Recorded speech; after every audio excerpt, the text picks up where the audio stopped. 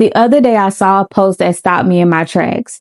It was about the silent weight that men carry in marriage and how they often feel unheard or unsupported because they're just too busy being the strong one.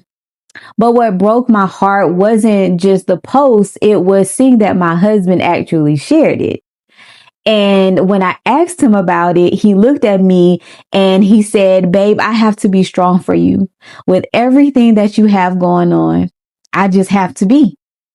And it hit me like a ton of bricks. And we talk so much about the women's mental load, but we often forget that men, they give and they just give and they give without being poured back into.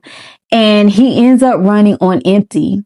So marriage isn't just a bed of roses. Sometimes it's literally carrying the weight of your spouse while trying to maintain your own sanity.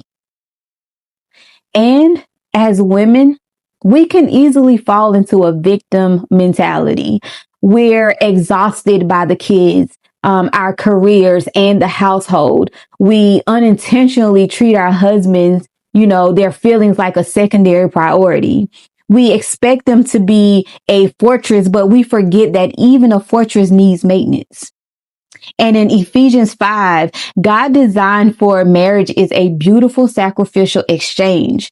While it calls for husbands to love their wives as Christ loved the church, it also calls for a partnership of mutual honor.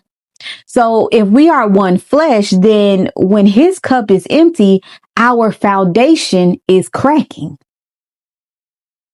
So I realized that before I was his wife, I was his safe space as his friend. Somewhere in the busyness of doing life, I became a burden and he had to carry it rather than the safety that he could run to. So I had to tell him, "Forgive me. I never want you to feel abandoned because your feelings are valid and I am committed to being who you need me to be." So ladies, let's stop making marriage a one-sided priority. Your husband's silence isn't always strength. Sometimes it's exhaustion. So take a moment today and ask him, "How is your cup? And how can I pour back into you?" Because a marriage only works when both people feel safe.